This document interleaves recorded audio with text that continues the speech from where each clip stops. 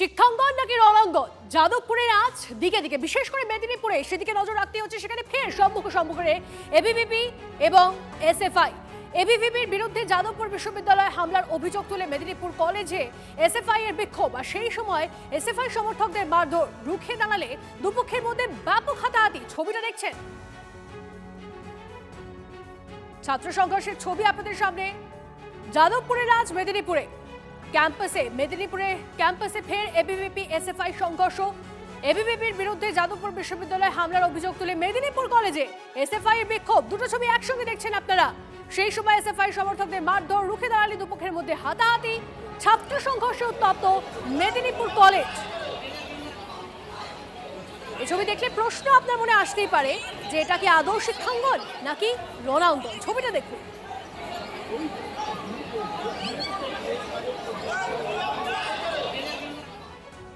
দেখো, গোটাটাই বোঝা যাচ্ছে যে গোটা বাংলার মাটিতে স্বাধীনতার আন্দোলনের গর্ভ থেকে উঠে আসা যে ঐতিহাসিক ক্যাম্পাসগুলো, ঐতিহ্যশালী ক্যাম্পাস, সেই প্রত্যেকটা ক্যাম্পাসে এবিভিপি, বিজেপির গুন্ডারা, আরএসএস এর গুন্ডারা, তারা এই ধরনের একটা তাণ্ডব চালানোর চেষ্টা করছে প্রত্যেক দিন।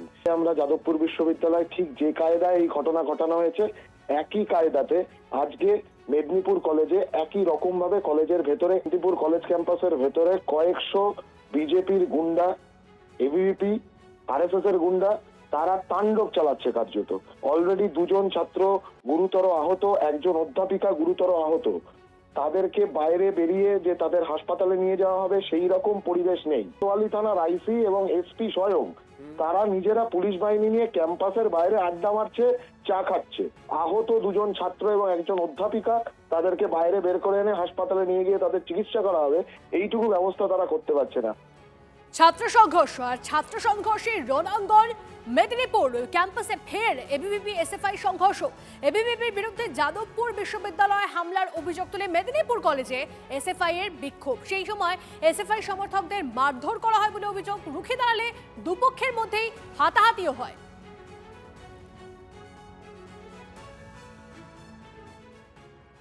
যেখানে যেখানে দেশ বিরোধী শক্তি থাকবে, যেখানে দিমাগি নকশাল থাকবে, যেখানে যেখানে স্লোগান উঠবে ভারত তেরে টুকরে হোঙ্গে, সেখানেতে ভালো করে ট্রিটমেন্ট দেওয়া হবে। আর কে ট্রিটমেন্ট দিচ্ছে, কি হচ্ছে না হচ্ছে, যে কেউ তো এসএফআই কে এসে ফেঁকে দিয়ে চলে যাচ্ছে, আর এরা নিরুপমা রায়ের মতন অ্যাক্টিং করছে। ভালো করুক। দেশ বিরোধী স্লোগান দিতে থাকলে এরকমই ছাকা খেতে থাকতে হবে, এটা নিয়ে স্পষ্ট বার্তা আমাদের আছে। কোথাও না কোথাও স্বস্তিকের উপরেতে পেচ্ছাপ করার চেষ্টা করেছিল বলে এরকম ঘটনা ঘটেছে। এমনি তো কারোর মাথায় সিং গজায়নি বা কেউ পাগলও হয়ে যায়নি যে এসএফআই এর মতন একটা অছুত, যারা আনটাচেবল, তাদেরকে বেকার করবে। এটা হচ্ছে বিষয় আর কি। অবশেষে টনক নড়ল যাদবপুর বিশ্ববিদ্যালয় কর্তৃপক্ষের। চাপের মুখে 37 ঘন্টা পর অবশেষে উপাচার্যের অভিযোগ জমা পড়ল যাদবপুর থানায়। 19 তারিখ রাতে বিশ্ববিদ্যালয়ের ভেতরে বহিরাগতদের ভাঙচুরের অভিযোগ, অরবিন্দ ভবনে আগুন লাগানোর চেষ্টা, 1 নম্বর গেটের সিসিটিভি ক্যামেরা ভাঙার অভিযোগ, একই সঙ্গে বিশ্ববিদ্যালয়ের ঐতিহ্যবাহী প্রতীক ভাঙার অভিযোগ এফআইআরে উল্লেখ।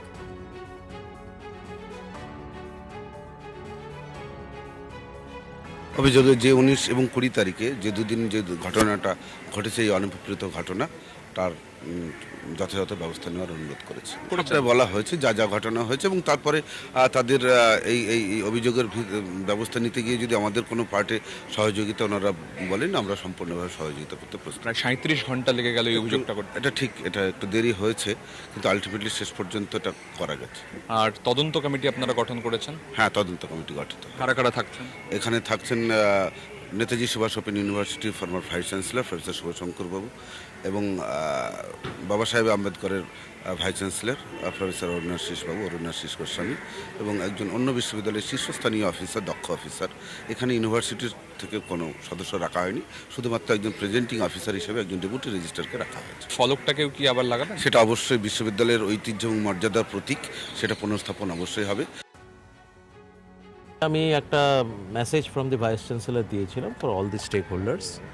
তো তাতে পরিষ্কার বলা হয়েছে যে আমরা একটা ইনভেস্টিগেশন কমিটিও করা হবে টু ইনভেস্টিগেট দ্য আনটোয়ার্ড ইনসিডেন্টস, যেটা 19 তারিখ রাত্রে হয়েছিল, সেটা সম্বন্ধে এই টোটাল ঘটনাগুলো দেখার জন্য একটা বেসিক্যালি পুলিশ ক্যাম্পেইন। যারা হচ্ছে আননোন আর কি পারপেট্রেটর অফ দ্য ইভেন্ট, যারা তাদের এগেনস্টে করা হবে।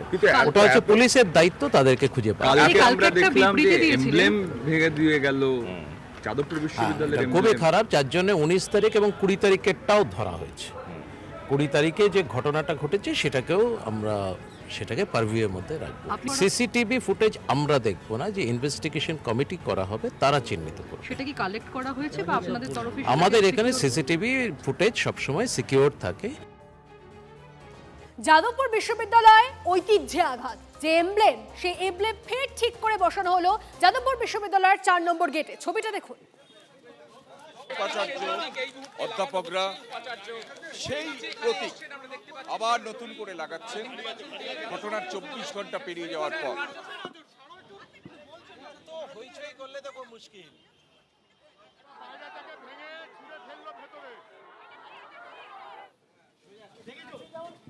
দুটো ছবি একসঙ্গে আপনারা দেখছেন। আজ এমব্লেম ঠিকঠাক করে ফের বসানো হলো যাদবপুর বিশ্ববিদ্যালয়ের 4 নম্বর গেটে, সেই ছবি যেমন দেখছেন, তার পাশাপাশি গতকাল যে পরিস্থিতি হয়েছিল এমব্লেমের, সেই মুহূর্তের ছবিও দেখছেন আপনারা। ঘটনার 24 ঘন্টা পেরিয়ে যাওয়ার পর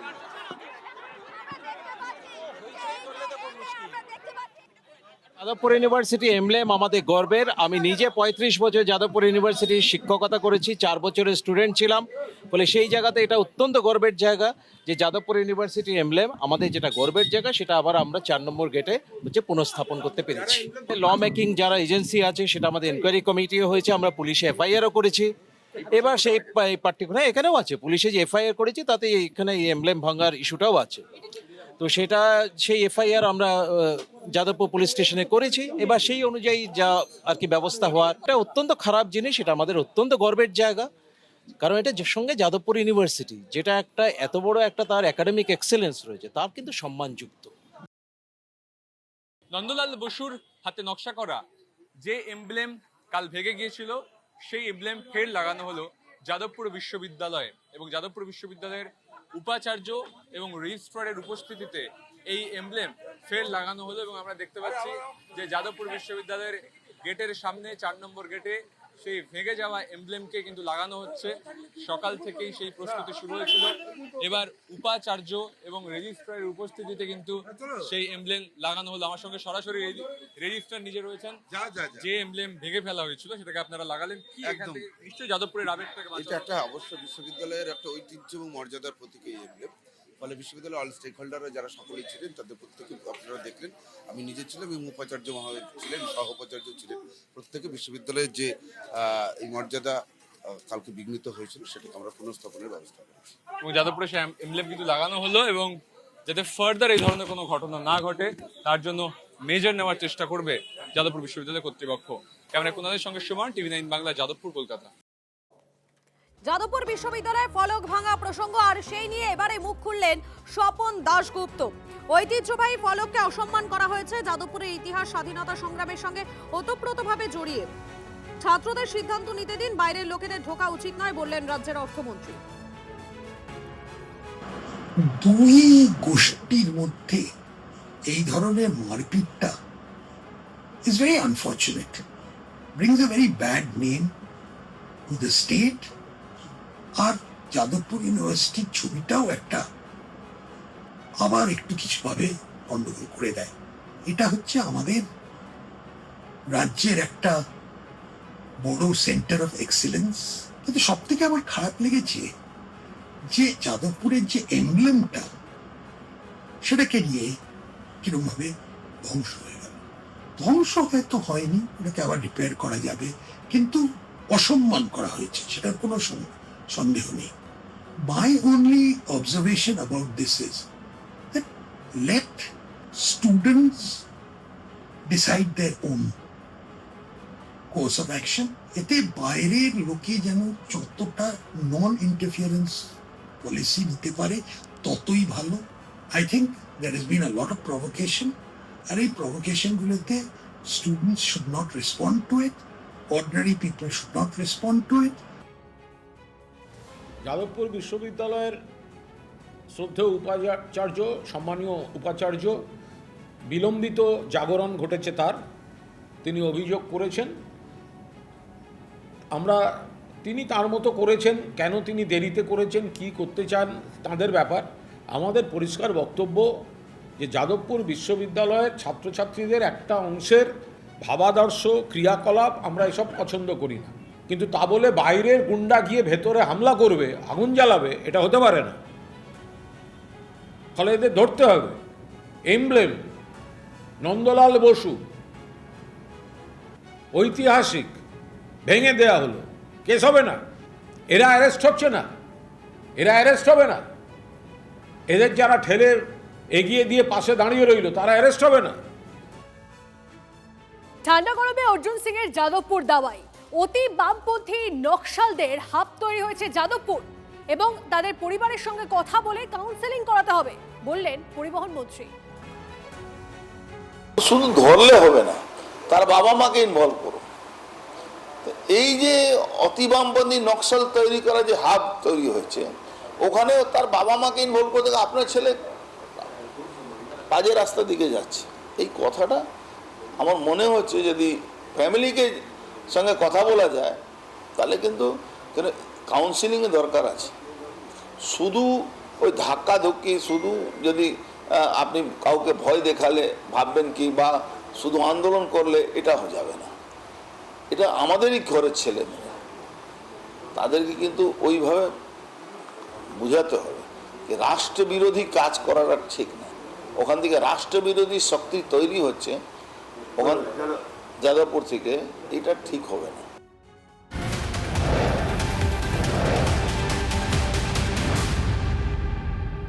যাদবপুর বিশ্ববিদ্যালয়ে হামলার প্রতিবাদ, সেই প্রতিবাদে আবারও পথে বাম ছাত্র সংগঠনগুলো।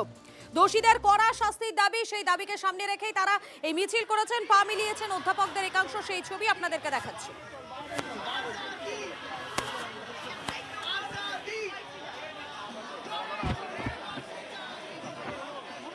যাদবপুর বিশ্ববিদ্যালয়ের ওপরে আক্রমণ মানে ভারতের স্বাধীনতার আন্দোলন, ভারতের সমাজ সংস্কার আন্দোলন, শিক্ষা সংস্কার আন্দোলন, তার গর্ভ থেকে জন্মানো একটি ক্যাম্পাস।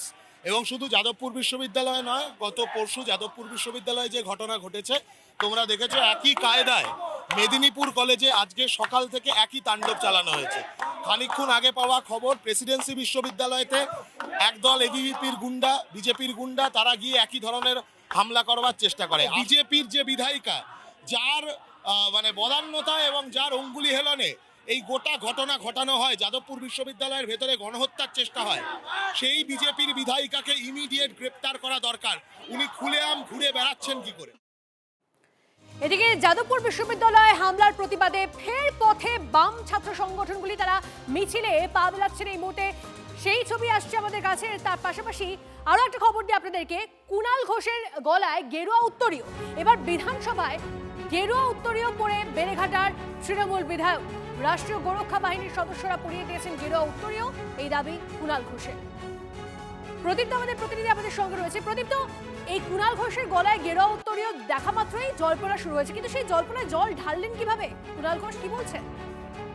দেখো, কুণাল ঘোষের বক্তব্য, তিনি আজ বিধানসভায় ছিলেন, সেই সময় তিনি একটি ফোন করতে বাইরে আসেন, বিধানসভার যে গাড়ি বারান্দা তার বাইরে তিনি আসেন, এবং সে সময় এই যে রাষ্ট্রীয় গোরক্ষক সমিতির যারা সদস্যরা তারা তার কাছে যান এবং গিয়ে বলেন যে তার বক্তব্য, তার ভাবনা চিন্তা, সেগুলো তারা দেখেন, তারা শোনেন। ফলে সেই জায়গা থেকেই কুণাল বাবুর দাবি কথোপকথনের শুরু, এবং তার বক্তব্য যে তার ভাবনা যখন কেউ প্রশংসা করছে সেটা অবশ্যই তার কৃতিত্বের, এবং এরপর তাদের সঙ্গে বেশ কিছুক্ষণ কথোপকথন হয়, এমনকি তালের বড়াও খাওয়া হয়েছে, এই কথাও কুণাল বাবু জানিয়েছেন। কিন্তু কুণাল বাবুর বক্তব্য যে তিনি এখনো বেলেঘাটার তৃণমূল বিধায়ক এবং তার নেত্রীর নাম মমতা বন্দ্যোপাধ্যায়, এবং তার কোথাও কোনো ছুটমার্ক নেই যে কেউ কিছু একটা পড়িয়ে দিলে সেটাতে তিনি আপত্তি করবেন। সেই জায়গা থেকেই তিনি আজ এই গোটা ঘটনাটা ঘটিয়েছেন, এবং এর সঙ্গে রাজনৈতিক জল্পনা চর্চার কোথাও কোনো অবকাশ নেই, অন্তত তেমনটাই তিনি দাবি করছেন, এবং তার বক্তব্য ঘটনাটা খুব স্বাভাবিক ঘটনা। ধন্যবাদ প্রদীপ্ত। কিন্তু দেখুন, কুণাল ঘোষ যতই বলুন না কেন, গরুকে রক্ষা করে, দেখবেন তারা অনেক সময় গরুকে রক্ষা করতে রাস্তায় যাতে, হাইওয়েতে যাতে অ্যাক্সিডেন্ট না হয়ে যায়, ওই জন্য দেখবেন গরুর গলাতে গেরুয়া বেল্ট বেঁধে দেয়। আমি জানি না গোরক্ষক বাহিনী সেরকম কোনো বেল্ট বেঁধেছে কিনা। আপনি আমার কথাটা বুঝতে পারলেন কিনা আমি জানি না। হ্যাঁ, যে রাস্তাঘাটে গরু যাতে রাস্তায় দেখা যায়, যেমন রোড সেফটির যারা কাজ করেন তারা দেখবেন একটা স্পেশাল ধরনের রিফ্লেক্টার পরে, জ্যাকেট পরে, ঠিক সেইরকম ধরনের কোনো রিফ্লেক্টার জ্যাকেট বা পাট্টা ওনার গলায় পরিয়ে দিয়েছে কিনা জানি না। আর বাকিটা দেখুন, অনেক কিছুই করতে পারেন। বিজেপিতে আসার কোনো সম্ভাবনা, চান্স, চেষ্টা, এগুলো করার কোনো ফলই হবে না, এটা নিশ্চিত থাকতে পারে। হ্যাঁ, এই রক্ষা গরু হিসেবে যদি রক্ষা করতে চায় করতে পারে, তাতে আমার কোনো আপত্তি নেই।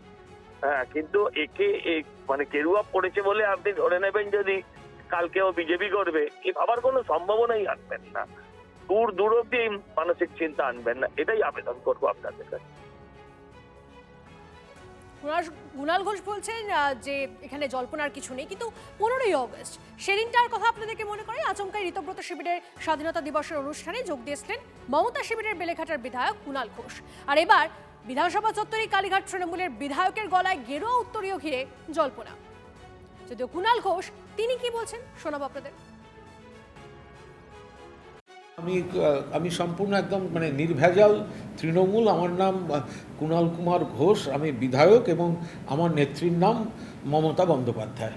আমি বিধানসভায় এসে স্ট্যান্ডিং কমিটির মিটিং ছিল, তো আমি এসে তখন একটি ফোন এসেছিল, তো ভেতরে এই লবিটার একটু ভেতরে ঢুকলে আপনারা সবাই জানেন ফোনের একটু নেটওয়ার্ক ডিস্টার্ব হয়। তো আমি ওই ফোনে কথা বলছিলাম, সেই সময় ভেতরে থেকে কয়েকজন বেরোচ্ছিলেন, তারা গেরুয়া এবং পোশাক পরে দেখলে বোঝাই যাচ্ছিল যারা বেরোচ্ছেন তারা হয়তো বিজেপির সমর্থক বা বিজেপির মনোভাবাপন্ন। তো তারা এগিয়ে আসেন, এগিয়ে এসে বলেন যে আপনাকে খুব ভালো লাগে, হয়তো আমরা আলাদা মতামতের, কিন্তু আপনার কথা শুনতে ভালো লাগে, আপনাকে ফেসবুকে বা ইউটিউবে আপনাকে আমরা ফলো করি। আমরা সরাসরি বিজেপি নই, আমরা একটি সংগঠনের, আমাদের একটা উত্তরীয় আপনাকে পরিয়ে দিতে চাই। আমার অত ছুতমার্গ নেই যে আমাকে কেউ কোনো মানে আমাকে আলিঙ্গন করলে বা আমার এটা কেউ পরিয়ে দিলে আমার জাত চলে যাবে, আমার এসব ছুতমার্গ নেই। একটু তালের বড়া দিচ্ছিলেন, তা আমিও একা ওদের সামনে কি খাবো, আমিও তাদের বললাম যে নিতে পারেন। তো তারা একটু তালের বড়া খেলেন, এটা সৌজন্য। তারা তাদের কার্ড আমাকে দিলেন, আমার একটি কার্ড নিলেন, তারপর ওনাও চলে গেলেন, আমিও চলে এলাম।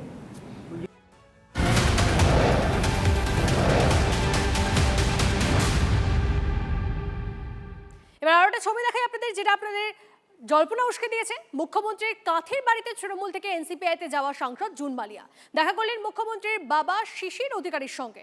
শিশির অধিকারীর আশীর্বাদ পেয়ে আপ্লুত সাংসদ। তোর সঙ্গে বহুদিনের পরিচয় আছে, আমাকে আগে থেকে আমি জানি এদের পরিবারকে জানি। বন্যা হয়েছে, এগুলার একটা পার্টি খুব খারাপ অবস্থা, সাহারাতে উনি যাবেন, ওটা তার ইলেকট্রাল কনস্টিটিউয়েন্সি, যদিও এগুলা কেন্দ্র বটে, তা উনি ওখানে যাবেন। দিব্যেন্দুর সঙ্গে ফোন করেছিলেন, ফোন করে উনি এইখান থেকে রওনা হবে। চিফ মিনিস্টারকে উনি যা বলেছেন চিফ মিনিস্টার তা দিয়েছে, এবং উনি খুব হাইলি ধন্যবাদ জানিয়েছেন যে এর আগে এত সহযোগিতা পাইনি কারো কাছে। আজকে মূলত আমি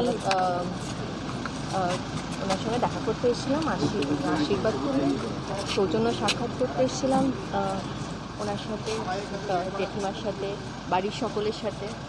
এবং আমরা একই জেলার, আমিও মেদিনীপুরে, ওনারাও, সুতরাং একই জেলার মানুষ, একই মাটির মানুষ।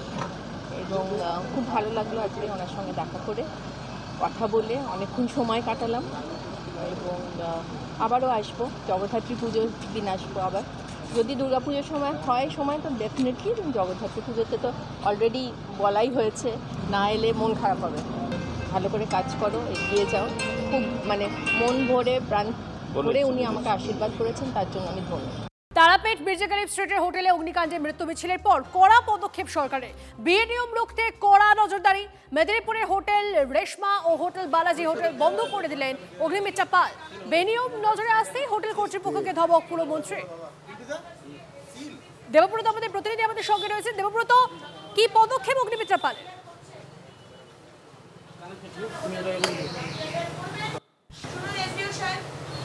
হোটেল সিল করুন, সমস্ত আপনার রেস্টুরেন্টে বলুন,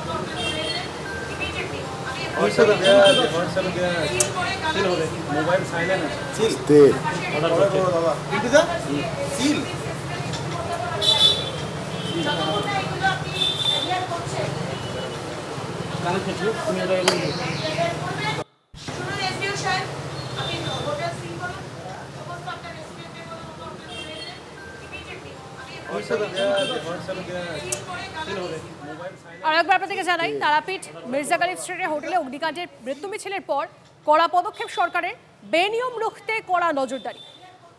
দেবব্রত আমাদের প্রতিনিধি আমাদের সঙ্গে রয়েছেন। দেবব্রত, অগ্নিমিত্রা পল তিনি পৌঁছে গেছেন এবং তিনি ঠিক কি কড়া পদক্ষেপ নিলেন? দেখো, প্রথমেই বলে রাখি, মেদিনীপুর শহরের মূলত 3টি জায়গাতে তিনি গিয়েছিলেন, 2টি হোটেল এবং একটি মল। 3টির কোনোটিরই কিন্তু ফায়ার লাইসেন্স নেই, এমনকি ফায়ারের অ্যাপ্লাই পর্যন্ত করেন। এরকম একটি মলে তিনি গিয়ে হাজির হয়েছিলেন এবং 3টি যে জায়গাটি, 2টি হোটেল এবং এই মল 3টি জায়গাতেই তিনি কিন্তু হোটেলগুলিকে সিল এবং মলটিকে সিল করার নির্দেশ দিয়ে গেছেন। ইতিমধ্যেই যেহেতু ডিএনকে সেই নির্দেশ পাঠিয়ে দেওয়া হয়েছে বলে মন্ত্রী নিজেই জানিয়েছেন। তিনি পরিষ্কার জানান যে ধরনের ঘটনা ঘটছে, এর ফলে যদি এই হোটেল বা মলগুলি যদি এভাবেই চলতে থাকে, তাহলে এর দায় কে নেবে? এর দায় এই সরকার নেবে না। এর দায় যারা এই ধরনের পারমিশন দিয়েছেন বা যারা এইভাবে বিনা পারমিশনে কাজ করছেন, কোনো পেপার ওয়ার্ক না করে কাজ করে যাচ্ছেন, তাদেরকে এই দায় নিতে হবে। তার জন্য তিনি এই সারপ্রাইজ ভিজিট করেন এবং ভিজিট পেতে কিন্তু একদম নির্দিষ্টভাবে কিন্তু জানিয়ে যান যে এই হোটেল দুটি এবং মলটিকে সিল করে দিতে হবে। ধন্যবাদ।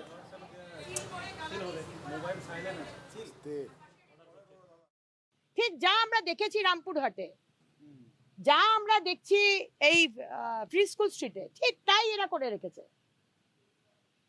সুতরাং যারা আমাদের ওপর সবসময় সমালোচনা করছেন, আমরা হকার তুলছি, আমরা ইল্লিগাল পার্কিং সরিয়ে দিচ্ছি, আমরা কেন এখন বলবে আমরা কেন হোটেল সিল করছি, তারা যদি মৃত্যু যদি হয় আজকে রাত্রে, গড ফরবিড যদি আগুন লাগে, তারা যদি দায় নেয়, আমি তারা ছেড়ে দেবো, কিন্তু আমার সরকার দায় নেবে না। এই অবস্থায় আমার সরকার দায় নেবে না। আজকে বা কালকে যদি আগুন লাগে, তাদের কোনো প্রভিশন নেই আগুন নেবার। আমি ডিএম সাহেবকে বলেছি অ্যাডমিনিস্ট্রেশন থেকে হোটেল সিল করে দেওয়া হবে এবং যারা যারা ঘুঁটে পড়ে আর গোবর হাসে, যারা যারা এই ঘুঁটে পড়ে গোবর হাসেতে বিশ্বাস করেন, তারাও সতর্ক হয়ে যান।